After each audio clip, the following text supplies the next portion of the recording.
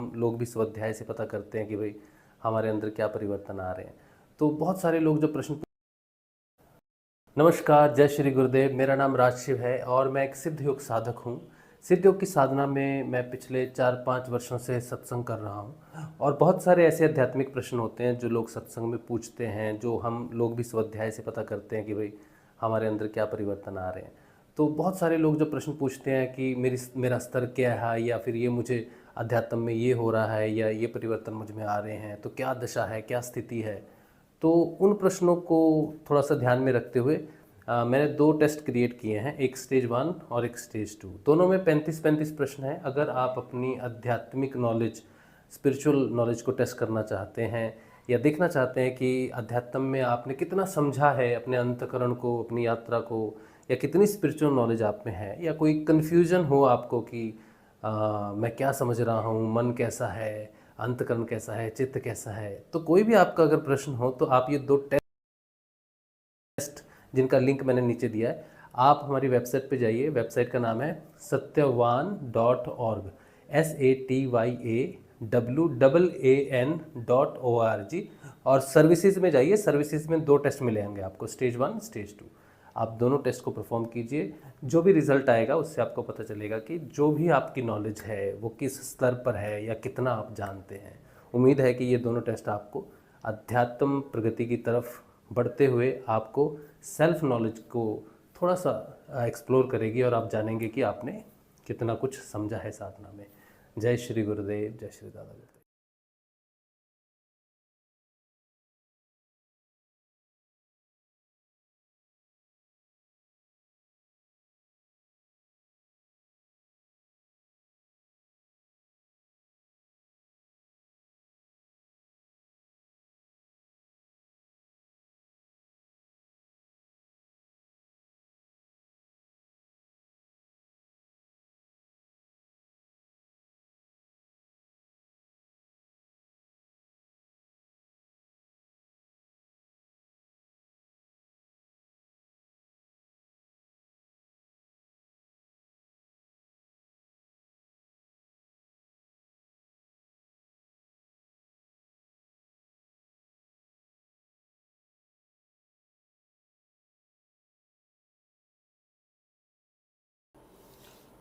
ओम श्री गंगानाथाय नमः। जय श्री गुरुदेव, जय श्री दादा गुरुदेव।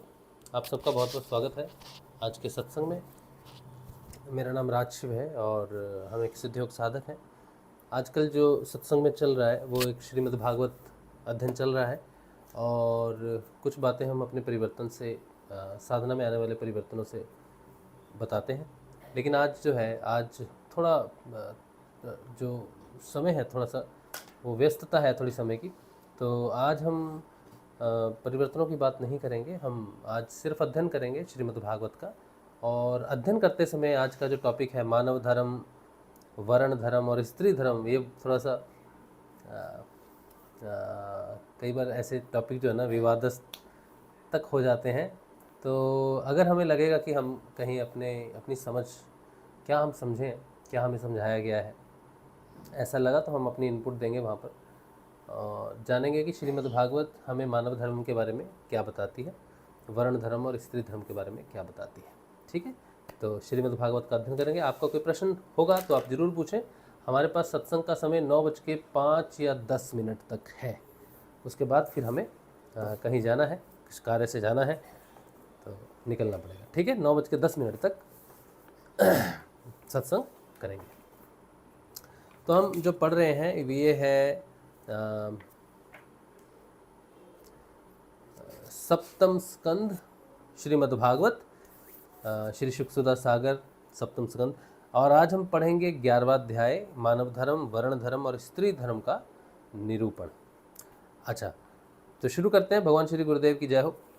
श्री सुखदेव जी कहते हैं, भगवान मैं प्रहलाद जी के, अच्छा आज लेट हो गया इसलिए शुरू हमने 8 बजे करना था, लेकिन इंटरनेट की समस्या की वजह से शुरू नहीं हुआ।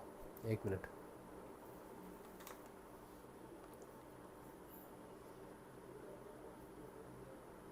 उम्मीद है कि इंटरनेट चलता रहेगा। तो बीच में अगर कुछ हो, अभी रिन्यू किया है वैसे तो,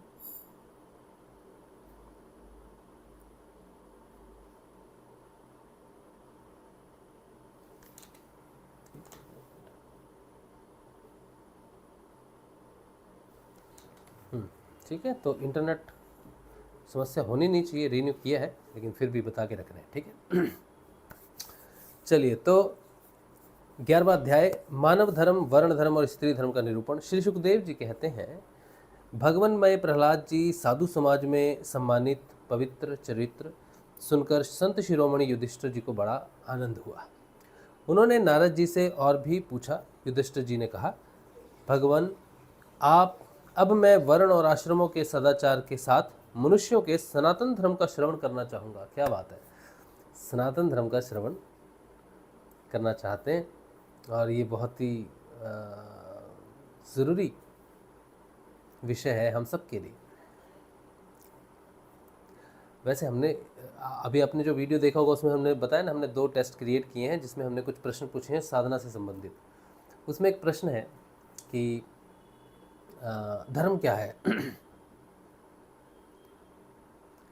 शायद वो प्रश्न है सनातन धर्म क्या है, ऐसा मानव धर्म क्या है, मानव धर्म क्या है। हाँ, प्रश्न शायद ये है कि मानव धर्म क्या है, ऐसा कुछ प्रश्न है।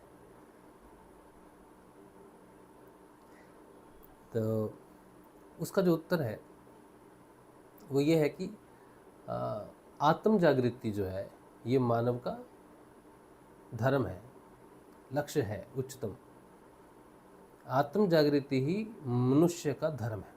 उस आत्म जागृति के पथ पर चलना, उस आत्म जागृति के प्रयास पर, आत्म जागृति के साक्षात्कार का जो पथ है, साधना का जो पथ है, उस पर चलते हुए जब हमारे अंदर बदलाव आते हैं, यम नियम आसन प्राणायाम प्रत्याहार धारणा ध्यान और समाधि, ये जो साधन पथ है यही जो है सनातन पथ है मनुष्य के लिए, यही धर्म है आत्म जागृति।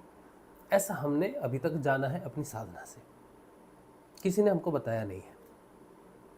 ठीक है, आज पहली बार हम सनातन धर्म श्रीमद्भागवत के माध्यम से जानेंगे कि हमने जो जाना है आज तक वो सही है या नहीं। ठीक है, चलो। तो महाराज युधिष्ठिर कह रहे हैं कि अब मैं वर्ण और आश्रमों के सदाचार के साथ मनुष्यों के सनातन धर्म का श्रवण करना चाहता हूँ, क्योंकि धर्म से ही मनुष्य को ज्ञान, भगवत प्रेम और साक्षात परम पुरुष भगवान की प्राप्ति होती है। इतने में ही, वैसे तो देखो ये इतने में ही क्लियर हो गया है पहली एक लाइन में, जब युधिष्ठिर महाराज कहते हैं क्योंकि धर्म से मनुष्य को ज्ञान होता है, आत्म जागृति से ज्ञान होता है, भगवत प्रेम, बिल्कुल भगवान से प्रेम होता है, सबसे प्रेम हो जाता है, सब जीवों से प्रेम होता है, और साक्षात परम पुरुष भगवान की प्राप्ति, जो योग प्राप्त होता है ना। पहली लाइन में वैसे तो संक्षेप में बता ही दिया गया है, जो महाराज समझते हैं युधिष्ठिर महाराज वही वैसा ही है, हमने सोच समझा है। लेकिन अब नारद जी क्या कहते हैं, तो कहते हैं, आप स्वयं प्रजापति ब्रह्मा जी के पुत्र हैं और नारद जी आपकी तपस्या, योग एवं समाधि के कारण वे अपने दूसरे पुत्रों की अपेक्षा आपका अधिक सम्मान भी करते हैं। आपके समान नारायण परायण, दयालु, सदाचारी और शांत ब्राह्मण धर्म के गुप्त से गुप्त रहस्य को जैसे यथारूप से जानते हैं, दूसरे लोग वैसा नहीं जानते। नारद जी ने कहा, युधिष्ठिर, अजन्मा भगवान ही समस्त धर्मों के मूल कारण है। वही प्रभु चराचर जगत के कल्याण के लिए धर्म और दक्ष पुत्री मूर्ति के द्वारा अपने अंश से अवतीर्ण होकर बद्री का आश्रम में तपस्या कर रहे हैं। उन नारायण भगवान को नमस्कार करके उन्हीं के मुख से सुने हुए सनातन धर्म का मैं वर्णन करता हूँ। हे युधिष्ठिर, सर्व वेद स्वरूप भगवान श्री हरि, उनका तत्व जानने वाले महर्षियों की स्मृतियाँ और जिससे आत्मग्लानि ना होकर आत्म प्रसाद की उपलब्धि हो, वह कर्म धर्म के मूल हैं। आहा, कितना सुंदर व्याख्या है। कहते हैं महाराज युधिष्ठिर, सर्ववेद स्वरूप भगवान श्री हरि, सर्ववेद स्वरूप भगवान श्री, सर्ववेद स्वरूप का क्या मतलब समझते हैं आप? वेद स्वरूप, सर्ववेद स्वरूप, अक्षर स्वरूप, वेद अक्षर है ना, तो सर्ववेद स्वरूप भगवान श्री हरि, उनका तत्व जानने वाले महर्षियों की स्मृतियां और जिससे आत्मग्लानि न होकर आत्म प्रसाद की उपलब्धि हो, आत्मा जागृति हो, आत्म प्राप्त हो, योग प्राप्त हो आत्मा का भगवान के साथ, वह कर्म धर्म के मूल है। तो वह कौन सा कर्म है जिससे हमारा आत्म जागृति होती है, भगवान के साथ जो योग होता है, वो कौन सा कर्म है बोलिए?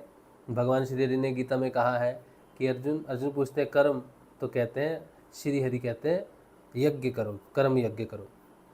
तो भगवान के नाम जप को जो बोला गया है कर्म बोला। भगवान का नाम जपते हुए निष्काम कर्म से सब कुछ भगवान को समर्पित करते हुए, भगवान का नाम जपते हुए तुम जो भी काम करो भगवान को समर्पित करके करो। निष्काम मार्ग जो होता है कि आप ही हो कर्ता धर्ता।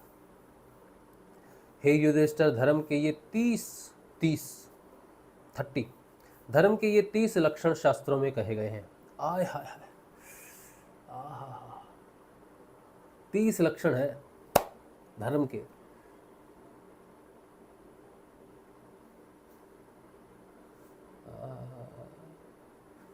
बता सकते हैं आप कोई एक? आप 10 से 15 सेकंड का समय लो, ठीक है? आप देख रहे हो ना वीडियो, रिकॉर्डेड देख रहे हो, जो भी देख रहे हो, 10 से 15 सेकंड का समय लो। 30 लक्षणों में से आप कोई 2 लक्षण हो सकते हैं, सोचो 2 लक्षण कोई धर्म के, सोचो।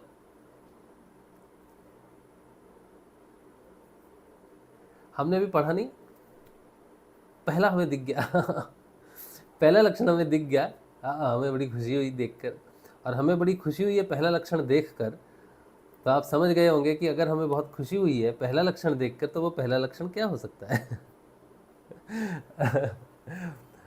पहला लक्षण देखकर मेरा तो मन इतना प्रसन्न हो गया कि दूसरा लक्षण पढ़ने की जरूरत नहीं है 30 के 30 लक्षण पढ़ने की जरूरत ही नहीं है, एक ही लक्षण है और वही हमारा है, वही हमारा सबसे प्रिय है।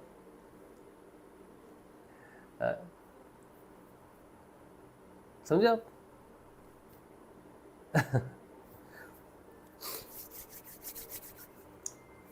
तो हम बोलते हैं कौन कौन सा है ना? एक तो हमने देख लिया, पहला है सत्य, है ना? जो यम और नियम है उसमें 5 आते हैं ना, सत्य, अहिंसा, अस्तेय, अप्रिग्रह, ब्रह्मचर्य। फिर नियम में आते हैं 5, शौच, संतोष, स्वाध्याय, तप, ईश्वर प्रणिधान। ये 5 10 तो ये हो गए, टोटल 30 है। फिर दया, सेवा, वो सब आएगा। हाँ, मदन स्वामी कह रहे हैं सत्य, दया और करुणा। ये अभी मैंने पढ़ा नहीं है, लेकिन हाँ ये होने चाहिए। सत्य तो है ही, वो तो मैंने देख लिया जब मेरी नज़र पड़ गई और मुझे बड़ी प्रसन्नता हुई। दया भी होना चाहिए, करुणा भी होना चाहिए। यम और नियम के 5। अब भगवान श्री कृष्ण ने गीता में यम और नियम, उनकी संख्या 24 बताई है, 12। यम और नियम की संख्या 24, तो 24 तो वही आ जाएंगे, 6 और हैं। हाँ चलो पढ़ते हैं क्या क्या है। सत्य, दया, अरे मदन भाई आपने कमाल कर दिया है। सत्य, दया, तपस्या, तप, है ना? शौच, वही यम नियम वाला। तितिक्षा, उचित अनुचित का विचार, मन का संयम, इंद्रियों का संयम। अहिंसा यम से आ गया। ब्रह्मचर्य अहिंसा से आ गया। त्याग, स्वाध्याय नियम से आ गया। सरलता, संतोष, ये भी नियम से आ गया। समदर्शी महात्माओं की सेवा, धीरे धीरे संसारिक भोगों की चेष्टा से निवृत्ति, वो जो परिवर्तन आता है। मनुष्य के अभिमान पूर्ण प्रयत्नों का फल उल्टा ही होता है। ऐसा विचार, मौन, ऐसा विचार मनुष्य के, ये क्या सुंदर बात है। कहते मनुष्य के अभिमान पूर्ण प्रयत्नों का फल उल्टा ही होता है, ऐसा विचार। क्या सुंदर, निष्काम। हम जो भी करेंगे भगवान उल्टा ही होगा हमें मालूम है। आप जो करोगे, आप जैसा करोगे वही सही होगा, है ना? तो ऐसा मानना कि हम अपनी बुद्धि से कुछ करने जाएंगे तो उल्टा ही काम करेंगे, तो भगवान पर छोड़ देना चाहिए ऐसा विचार। मौन, आत्मचिंतन, स्वाध्याय में आता आत्मचिंतन। और आत्मचिंतन इस शास्त्रों के अध्ययन में भी आत्मचिंतन आता है। अभी जो हम पढ़ रहे हैं ना, ये भी आत्मचिंतन और स्वाध्याय है। प्राणियों को अन्न आदि का यथा योग्य विभाजन, उनमें और विशेष करके मनुष्य में अपने आत्मा का इष्ट देव का भाव, आत्मा ही इष्ट देव है, गुरु ही इष्ट है। संतों के परम आश्रय भगवान श्री कृष्ण के नाम गुण लीला आदि का श्रवण, जो भागवत चलता है, भगवान के योग की बात चलती है, गुरुदेव जी की बात चलती है। कीर्तन, जो भजन होता है। स्मरण, भगवान का स्मरण। उनकी सेवा, भगवान कहते हैं गीता में कि जो मेरे विग्रह की सेवा करते हैं, कुछ खिलाते हैं तो मैं उसे ग्रहण करता हूँ, जो कपड़े पहनाते हैं मैं ग्रहण करता हूँ, मुझे सुलाते हैं तो मैं सोता हूँ, जगाते हैं तो जागता हूँ। पूजा और नमस्कार, उनके प्रति दास्य, सख्या और आत्मसमर्पण, मित्रता का भाव, उनका भक्ति का भाव, आत्मसमर्पण का भाव कि मैंने आपको समर्पण कर दिया है। यह 30 प्रकार का आचरण सभी मनुष्यों का परम धर्म है। इसके पालन से सर्वात्मा भगवान प्रसन्न होते हैं। धर्मराज, जिनके वश में अखंड रूप से संस्कार होते आए हैं और जिन्हें ब्रह्मा जी ने संस्कार के योग्य स्वीकार किया है, उन्हें क्या बात है, फिर से सुनिए। इसके पालन में, ये 30 धर्मों के पालन में सर्वात्मा भगवान प्रसन्न होते हैं। हे धर्मराज, जिनके वंश में अखंड रूप से संस्कार होते आए हैं और जिन्हें ब्रह्मा जी ने संस्कार के योग्य स्वीकार किया है। भगवान ब्रह्मा जी जब आपको स्वीकार करेंगे कि वो आपको अपने वंश में लेंगे, ब्रह्मा के वंश के आप हो जाओगे, संस्कार करके आपको अपना बेटा बना लेंगे ब्रह्म। कैसे बनाएंगे बेटा? आपको, आपकी आत्मा जागृत, आत्मा ही ब्रह्म है। तो जब आप इस योग्य हो जाओगे कि आपकी आत्म जागृति का समय आ गया है, तो ब्रह्मा जी चयन करते हैं आपको अपने वंश में लाने के लिए। तो जिनके वंश में अखंड रूप से संस्कार होते आए हैं, मतलब एक जागृत हुआ आत्म रूप से, उसका बेटा जागृत हुआ, बेटी जागृत हुई, फिर आगे बेटा, फिर आगे, वंश बेटे से माना जाता है, वैसे तो बेटी भी जागृत होती है। तो इस तरह से जिसका वंश में जागृति शुरू हो गई है और वो चल रही है, उसमें भी उसको द्विज माना जाता है। और जो जागृत होता है गुरु कृपा से, आत्म रूप से जागृत होता है, उसको द्विज कहते हैं, वो ब्रह्मा के वंश का हो गया। जन्म और कर्म से शुद्ध द्विजों के लिए यज्ञ, अध्ययन, दान और ब्रह्मचर्य आदि आश्रमों के विशेष कर्मों का विधान है। अध्ययन, अध्यापन, दान लेना, दान देना और यज्ञ करना, यज्ञ कराना, ये 6 कर्म ब्राह्मण के हैं। तो हम अध्ययन करते हैं, ब्राह्मण जात वाला ब्राह्मण नहीं भाई। तुम जैसे हम कह दें, हम शर्मा जी के बेटे हैं, पंडित हैं, ब्राह्मण हैं, धर्मराज क्या हमारा गोत्र है, ये भारद्वाज गोत्र है। तो होता है ना, गोत्र होता है, ये सब होता है। गौड़ ब्राह्मण है, एक ब्राह्मणों की भी कैटेगरी होती है। तो गौड़ ब्राह्मण, भारद्वाज गोत्र और शर्मा जी है ना, इस तरह से आइडेंटिफिकेशन दुनिया करती है। वो वाला ब्राह्मण नहीं है, वो उस ब्राह्मण की बात हम नहीं कर रहे। हम जिस ब्राह्मण की बात कर रहे हैं, वो जो द्विज है, जो आत्म रूप से जागृत है, वो क्या करता है? वो अध्ययन करता है, जैसे हम अभी अध्ययन करते हैं। देखो ऊपर में लिखा है ना, श्रीमद् भागवत अध्ययन 99वां दिन, है ना। तो ये अध्ययन कर रहे हैं। ये अध्ययन करना ही आप तभी कर पाओगे। अध्ययन करना, पढ़ना अलग बात है, पढ़ना अलग बात है, पाठ करना अलग बात है, लेकिन अध्ययन अलग चीज़ है। आप सुबह उठ के गीता पढ़ते हो, वो अध्ययन नहीं है, उसको हम अध्ययन नहीं कह सकते। उसको हम कह सकते आपने पाठ किया। लेकिन जब हम उस चीज़, वो जो है जिसको हम पढ़ रहे हैं, उसको हम जानने की कोशिश करते हैं, अपने जीवन में उतारने की कोशिश करते हैं, अपने अंदर ढूंढने की कोशिश करते हैं, तब वो अध्ययन, अध्यापन, दान लेना, दान देना और यज्ञ करना, यज्ञ कराना, ये 6 कर्म ब्राह्मण के हैं। और ये 6 कर्म हो रहे हैं हमारे साथ। क्षत्रिय को दान नहीं लेना चाहिए, क्षत्रिय को दान नहीं लेना चाहिए। प्रजा की रक्षा करने वाले क्षत्रिय का जीवन निर्वाह ब्राह्मण के सिवा और सबसे यथा योग्य कर तथा दंड, जुर्माना आदि के द्वारा होता है। किसका? प्रजा की रक्षा करने वाले क्षत्रिय का जीवन निर्वाह ब्राह्मण को छोड़कर सबसे यथा योग्य कर और दंड, मतलब ब्राह्मण से टैक्स भी नहीं लिया जाता, टैक्स की छूट है ब्राह्मण, लेकिन ये जात वाला ब्राह्मण नियम बार बार बोल रहे हैं।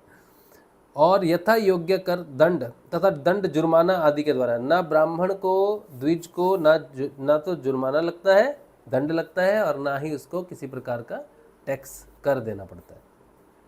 बाकी सबसे क्षत्रिय अपना दंड और कर ले सकता है, क्योंकि वो पालन करता है प्रजा का। जो वैश्य है, वैश्य को सर्वदा ब्राह्मण वंश का अनुयायी रहकर गोरक्षा, कृषि एवं व्यापार के द्वारा अपनी जीविका चलानी चाहिए। शूद्र का धर्म है द्विजातियों की सेवा। देखो, द्विजातियों की सेवा, उसकी जीविका का निर्वाह उसका स्वामी करता है। ब्राह्मण के जीवन निर्वाह का साधन 4 प्रकार के हैं। द्विजाति, दो जातीय 2 प्रकार की होती है। हमने प्रश्न पूछा था, सबने गलत लिखा। पहले टेस्ट में एक आता है कि मनुष्य का जाति कितने प्रकार की है। वैसे वो प्रश्न हमने थोड़ा चेंज किया था, प्रश्न चेंज नहीं हुआ, उसका उत्तर चेंज ठीक आ गया। प्रश्न फिर भी ठीक है, फिर भी हम थोड़ा सा उसको अपडेट करेंगे कि प्रकृति के आधार पर जो मनुष्य जाति कितने प्रकार की है। सबने 3 लिखा है, किसी किसी ने तो 1 ही लिखा है, किसी ने तमोगुण, रजोगुण, सतोगुण के आधार पर लिखा है। लेकिन मनुष्य जाति 2 प्रकार की है, सुर और असुर। ठीक है। फिर कहते हैं ब्राह्मण के जीवन निर्वाह के साधन 4 प्रकार के हैं। वार्ता, वार्ता का मतलब है यज्ञ अध्ययन आदि कराकर धन लेना। शालीन, बिना मांगे जो कुछ मिल जाए उसी में निर्वाह करना। तीसरा, यायावर, नित्य प्रति धान्य आदि मांग लाना। चौथा, शिलोंचन, किसान के खेत काटकर अन्न घर को ले जाने पर पृथ्वी पर जो कण पड़े रह जाते हैं उन्हें शिल तथा बाजार में पड़े हुए अन्न के दानों को उच्छा कहते हैं। उन शिल और उच्छलों को बीन कर अपना निर्वाह करना शिलोच्छन वृत्ति है। तो ब्राह्मण क्या कर रहा है यहाँ पर? ब्राह्मण या तो अध्ययन करता है, पढ़ाता है, यज्ञ करवाता है, उससे उसको धन मिलता है, या फिर उसको लोग अपने आप ही दान दक्षिणा देते हैं, इससे भी उसका चलता है। और वो नित्य प्रति धान्य आदि मांग लाता है, यानी कि दाल चावल किसी के घर से ले आना। और किसान के खेत में कटाई के बाद जो बच जाता है, गिर जाता है, वो लेके जा सकता है। बाज़ार में कुछ मंडी मुंडी लगी होगी, वहाँ बच गया, वहाँ लेके जा सकता है। तो ये बात है। ये क्योंकि ब्राह्मण का मुख्य कार्य है यज्ञ आदि वगैरह, भगवान के नाम के उत्थान को, भगवान के प्रचार प्रसार को करना है। तो अगर वो मटीरियलिस्टिक जीवन में जाता है तो फिर वो ब्राह्मण धर्म का पालन नहीं कर पाएगा। ठीक है। जो ब्राह्मण है, जो द्विज है, हम जो काम कर रहे हैं आज, हम सब वहाँ हम नहीं जा पा रहे। मैं अगर मटीरियलिस्टिक काम करने जाऊँ, जॉब करने जाऊँ, तो मेरा हृदय कांप जाता है। हम तो रोज़ ही सोचते हैं कि कहीं कोई जॉब कर लेंगे तो संसार का पालन पोषण ठीक से कर पाएंगे। लेकिन जब हम सोचते हैं हम जाएंगे, जॉब करेंगे, कैसे करेंगे? बिना झूठ बोले हम किसके अंडर काम करेंगे? और बहुत सारे ऑफिसेज है जहाँ पर गलत काम भी होते हैं, जैसे बहुत सारी चीज़ें हैं जो ठीक नहीं होती वहाँ पर। तो कैसे करेंगे काम? और अध्ययन छोड़ना पड़ेगा हमको, किताबें छोड़नी पड़ेंगी हमको, लिखना छोड़ना पड़ेगा हमको। हम स्वाध्ययन नहीं कर पाएंगे, क्योंकि हम बहुत समय तो सोचते हैं, बैठते हैं। जब बैठ जाते हैं तो बैठ जाते हैं। खुली आंखों से जब मैं लिखना शुरू करता हूँ, फिर मेरी बीवी क्या बोल रही है, कौन क्या बोल रहा है, हमको नहीं समझ में आता। फिर हम लिखते रहते हैं, फिर क्या समय है क्या नहीं है नहीं पता चलता। तो वो सब चीज़ें छूट जाएंगी। चलो, जैसी ईश्वर की इच्छा है वैसा ही होना है। तो ये बात है। लेकिन ये बात सही है कि द्विज के लिए फिर अध्ययन के अलावा कुछ और मार्ग बचता नहीं है। निम्न वर्ण का पुरुष बिना आपत्ति काल के उत्तम वर्ण की वृत्तियों का अवलंबन ना करे। क्षत्रिय दान लेना छोड़कर ब्राह्मण की शेष 5 वृत्तियों का अवलंबन ले सकता है। आपत्ति काल में सभी सब वृत्तियों को स्वीकार कर सकते हैं।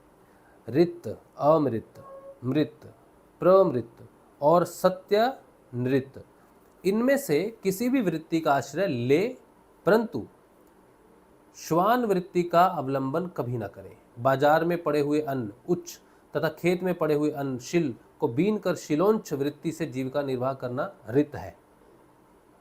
बिना मांगे जो कुछ मिल जाए उसी आय चित्त शालीन वृत्ति के द्वारा जीवन निर्वाह करना अमृत है। क्या बोल रहे हैं? बिना मांगे जो कुछ मिल जाए उसी आय चित्त वृत्ति के द्वारा जीवन निर्वाह करना शालीन अमृत है। नित्य मांग कर लाना अर्थात यायावर वृत्ति के द्वारा जीवन यापन करना मृत है। कृषि आदि के द्वारा वार्ता वृत्ति से जीवन निर्वाह करना प्रमृत है। वाणिज्य सत्यनिर्त है और निम्न वर्ण की सेवा करना श्वान वृत्ति है। निम्न वर्ण की सेवा करना श्वान वृत्ति है। ब्राह्मण और क्षत्रिय को इस अंतिम निंदित वृत्ति का कभी आश्रय नहीं लेना चाहिए, क्योंकि ब्राह्मण सर्व वेदमय और क्षत्रिय सर्व देवमय है। वाह, क्या बात है ना। क्योंकि ब्राह्मण सर्व वेदमय और क्षत्रिय सर्व देवमय है। शम दम तप शोच संतोष क्षमा सरलता ज्ञान दया भगवत परायणता और सत्य ये ब्राह्मण के लक्षण हैं। युद्ध में उत्साह वीरता धीरता तेजस्विता त्याग मनोजय क्षमा ब्राह्मणों के प्रति भक्ति अनुग्रह और प्रजा की रक्षा करना ये क्षत्रिय के लक्षण हैं। देवता गुरु और भगवान के प्रति भक्ति अर्थ धर्म और काम इन तीनों पुरुषार्थों की रक्षा करना आस्तिकता उद्योगशीलता और व्यावहारिक निपुणता ये वैश्य के लक्षण हैं। उच्च वर्णों के सामने विनम्र रहना पवित्रता स्वामी की निष्कपट सेवा वैदिक मंत्रों से रहित यज्ञ चोरी न करना सत्य तथा गो ब्राह्मणों की रक्षा करना ये शूद्र के लक्षण है। पति की सेवा कर अच्छा, ये जो शूद्र है वैश्य है क्षत्रिय है ब्राह्मण है ये वो जातियां नहीं हैं जो हम जन्म से हम ब्राह्मण कुल में जन्मे हैं हम क्षत्रिय कुल में जन्मे हैं, वैसे इनका नहीं है। ये कर्म प्रधान होना चाहिए, कर्म प्रधान होना चाहिए हमारे हिसाब से, ठीक है। तो जो जिसके लिए कर्म से है, तो धर्म से जन्म से नहीं बल्कि कर्म से कोई क्षत्रिय हो सकता है ब्राह्मण हो सकता है वैश्य या शूद्र हो सकता है, जात से नहीं, है ना। तो आप उस ऐसे नहीं सुनना इसको। अच्छा, ये फिर कहते हैं पति की सेवा करना उसके अनुकूल रहना पति के संबंधियों को प्रसन्न रखना तथा सर्वदा पति के नियमों की रक्षा करना ये पति को ही ईश्वर मानने वाली पतिव्रता स्त्रियों के धर्म है। साध्वी स्त्री को चाहिए कि झाड़ने बुहारने लीपने तथा चौक पूरने आदि से घर को और मनोहर वस्त्र भूषणों से अपने शरीर को अलंकृत रखे, सामग्रियों को साफ सुथरी रखे, अपने पतिदेव की छोटी बड़ी इच्छाओं को समय के अनुसार पूर्ण करे, विनय इंद्रियां संयम सत्य एवं प्रिय वचनों से प्रेम पूर्वक पतिदेव की सेवा करे, जो कुछ मिल जाए उसी में संतुष्ट रहे, किसी भी वस्तु के लिए ललचावे नहीं, कभी कार्य में चतुर एवं धर्मज्ञ हो, सभी कार्यों में चतुर एवं धर्मज्ञ हो, सत्य और प्रिय बोले, अपने कर्तव्य में सावधान रहें, पवित्रता और प्रेम से परिपूर्ण रहकर यदि पति पतित न हो तो उसका सहवास करे। जो लक्ष्मी जी के समान पति परायण होकर अपने पति की उसे साक्षात भगवान का स्वरूप समझकर सेवा करती है, उसके पतिदेव वैकुंठ लोक में भगवत सारूप्य को प्राप्त होते हैं और वह लक्ष्मी जी के समान उनके साथ आनंदित होती है। हे युधिष्ठिर, जो चोरी तथा अन्य पाप कर्म नहीं करते, उन अंतयज तथा चांडाल आदि अंतेव साई वर्ण संकर जातियों की वृत्तियों वे ही हैं जो कुल परंपरा से उनके यहाँ चली आई हैं। वेददर्शी ऋषि मुनियों ने युग युग में प्राय मनुष्यों के स्वभाव के अनुसार धर्म की व्यवस्था की है। युग युग के अनुसार मनुष्य के धर्म की व्यवस्था की है ऋषियों ने। वही धर्म उनके लिए इस लोक और परलोक में कल्याणकारी है। जो स्वाभाविक वृत्ति का आश्रय लेकर अपने स्वधर्म का पालन करता है, जो स्वाभाविक वृत्ति का आश्रय लेकर अपने स्वधर्म का पालन करता है, वह धीरे धीरे उन स्वाभाविक कर्मों से भी ऊपर उठ जाता है और गुणातीत हो जाता है। महाराज, जिस प्रकार बार बार बोने से खेत स्वयं ही शक्तिहीन हो जाते हैं और उसमें अंकुर उगना बंद हो जाता है, यहाँ तक कि उसमें बोया हुआ बीज भी नष्ट हो जाता है। उसी प्रकार यह चित्त जो वासनाओं का खजाना है, विषयों का अत्यंत सेवन करने से स्वयं ही उब जाता है, परंतु स्वल्प भोगों से ऐसा नहीं होता। जैसे एक एक बूंद घी डालने से आग नहीं बुझती, परंतु एक ही साथ अधिक घी पड़ जाए तो वह बुझ जाती है। जिस पुरुष के वर्ण को बतलाने वाला जो लक्षण कहा गया है, वह यदि दूसरे वर्ण वाले में भी मिले तो उसे भी उसी वर्ण का समझना चाहिए। ठीक है, तो ये लक्षणों के हिसाब से है, जो पहले लक्षण बताया ना, उसके हिसाब से वर्ण है, व्यवहार के हिसाब से, आपके चरित्र के हिसाब से आपका वर्ण है। समझे हो ना? जैसे बताया था पीछे, ब्राह्मण के क्या लक्षण है, ब्राह्मण कौन है ना? फिर क्षत्रिय का बताया था, इस तरह से। चलिए, नाम जपिए, ध्यान कीजिए गुरु जी का, बाकी जैसे जो होना है वो तो होना ही है। उसके बाद समय हो गया 8:50।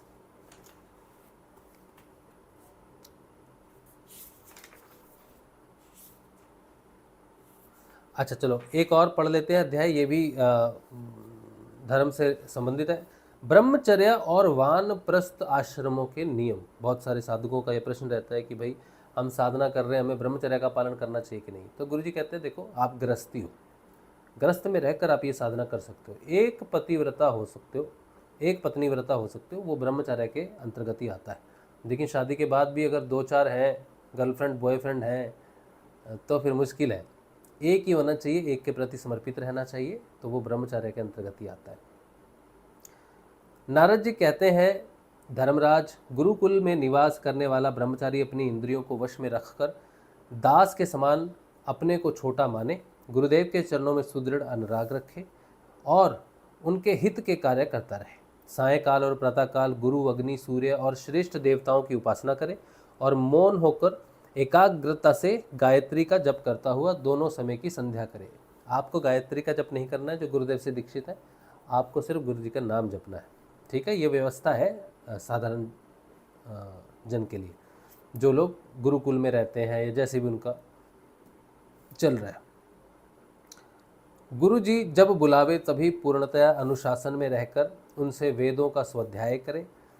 पाठ के प्रारंभ और अंत में उनके चरणों में सिर टेक कर प्रणाम करें। शास्त्र की आज्ञा के अनुसार मेखला, मृगचरम, वस्त्र, जटा, दंड, कमंडलू, यज्ञोपवीत तथा हाथ में कुश धारण करें।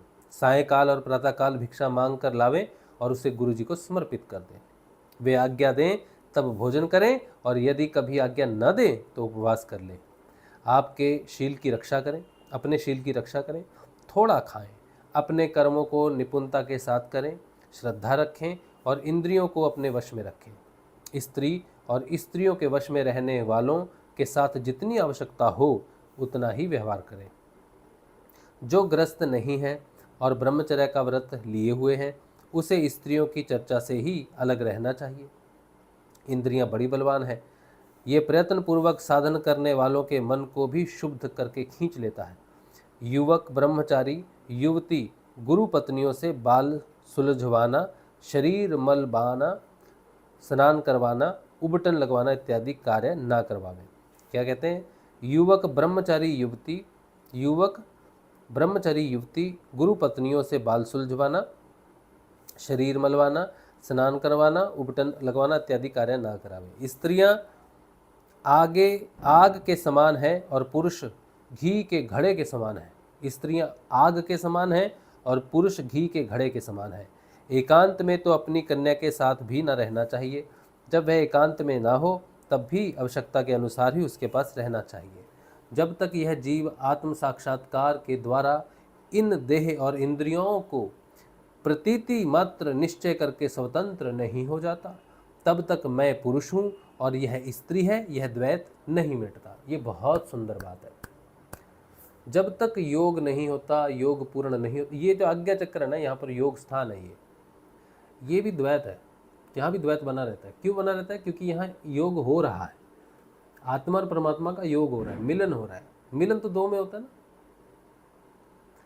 तो जब तक यह जीव आत्म साक्षात्कार के द्वारा इन देह और इंद्रियों को प्रतीति मात्र निश्चय करके स्वतंत्र नहीं हो जाता, तब तक मैं पुरुष हूँ और यह स्त्री है, यह द्वैत नहीं मिटता।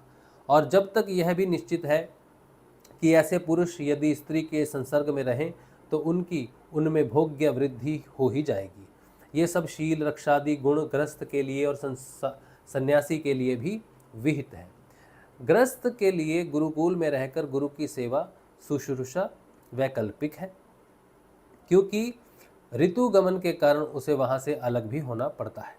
जो ब्रह्मचर्य का व्रत धारण करें उन्हें चाहिए कि वे सुरमा या तेल न लगावें, उबटन न मले, स्त्रियों के चित्र न बनावें, मांस और मद्य से कोई संबंध न रखें, फूलों के हार, इत्र, फुलेल, चंदन और आभूषण का त्याग कर दें। जो ब्रह्मचर्य का व्रत रखते हैं, तो आपका सिद्ध योग में किसी प्रकार का कोई व्रत नहीं है। महाव्रत अपने आप सिद्ध होते हैं जो यम और नियम के रूप में आते हैं। अलग से जो बच्चे हैं जिनकी शादी नहीं हुई है, जो सोच रहे हैं कि हम क्या ब्रह्मचर्य का पालन करें, तो आप ब्रह्मचर्य अलग से पालन मत करें।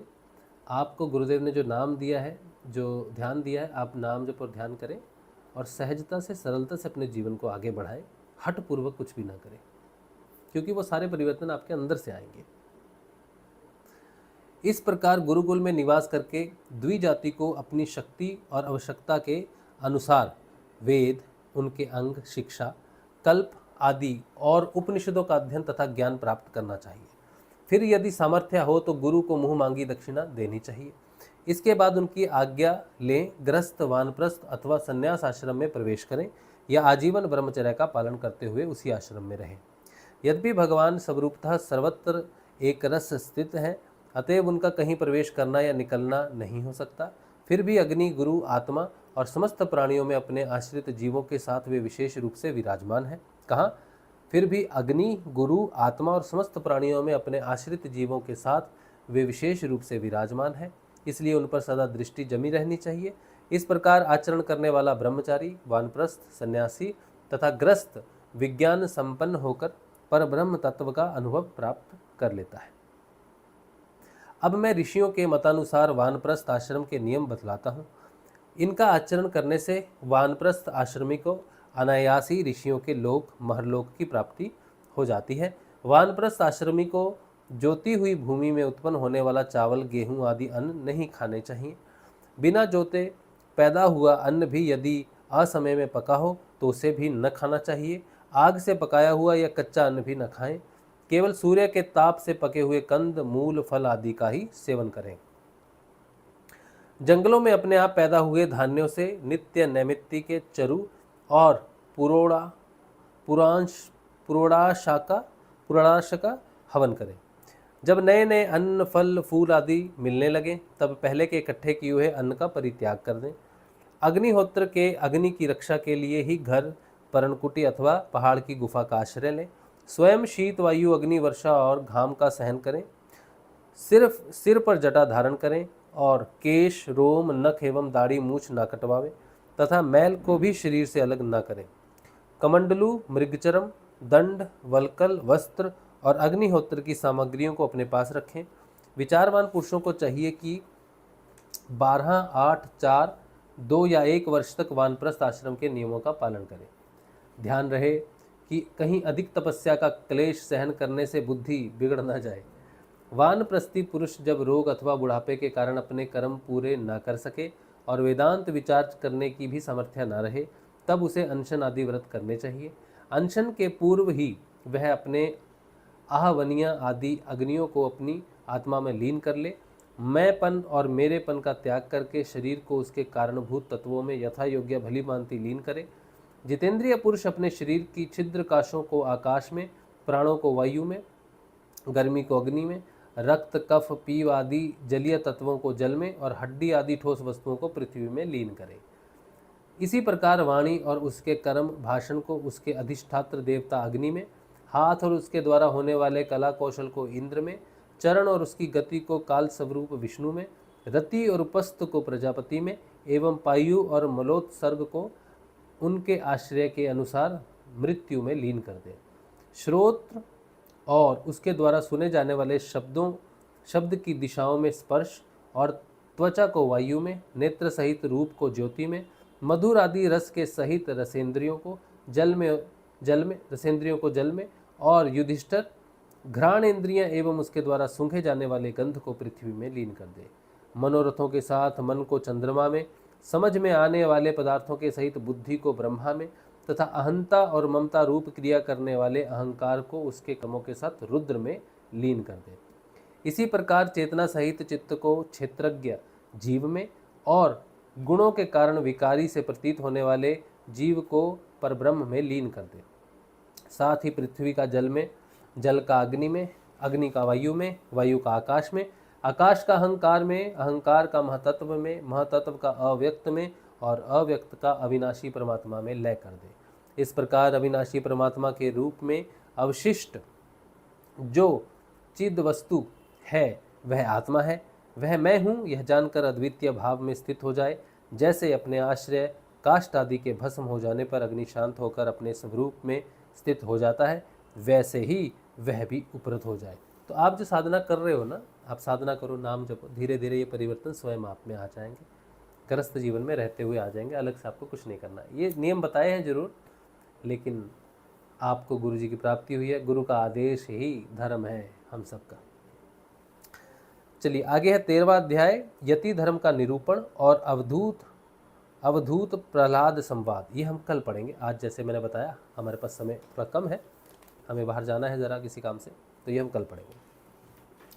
आपका कोई प्रश्न रहा तो हम बड़ी प्रसन्नता से देख लेंगे, अगर हमारे लायक हुआ कुछ तो।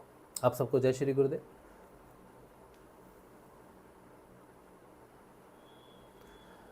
मदन स्वामी कह रहे कृष्ण भावना अमृत का पान हर समय करना सबसे बड़ा धर्म है मेरे अनुसार। बिल्कुल, भगवान का योग बना रहे, उनकी स्मृति बना रहे, इससे बड़ी क्या ही चीज़ हो सकती है। संजीव शर्मा कह रहे कईयों को तो फल चाहिए, शास्त्र संवत और विधि चाहिए मनमुखी। हाँ सभी लोग अध्ययन करते हैं कुछ लाभ के लिए, जीवन अच्छा हो, स्वस्थ हो, तो कर्म कांड में है सब। समय बदल जाएगा जब लोगों को ये पता चलेगा कि जब गुरु आता है, जब सत्य का उत्थान होता है तो सभी के लिए होता है। हाँ, धीरे धीरे लोगों को पता चलता है उसका। तो हमें उम्मीद है कि आने वाले 20-25 सालों में सत्य को अपना स्थान मिलना शुरू हो जाएगा, और लोग समझ जाएंगे कि हमें शास्त्रों का अध्ययन करने से कोई फल नहीं, बल्कि मुक्ति की तरफ जाना है, जीवन और मृत्यु से मुक्त होने का साधन है। चलिए, तो आज का जो सत्संग है श्री गुरुदेव के श्री चरणों में रखते हैं, और कल मिलेंगे हम लोग, कल के ध्यान में और कल के सत्संग में। और सत्संग में आप सहयोग कर पाए तो करें। जय श्री गुरुदेव, जय श्री दादा गुरुदेव।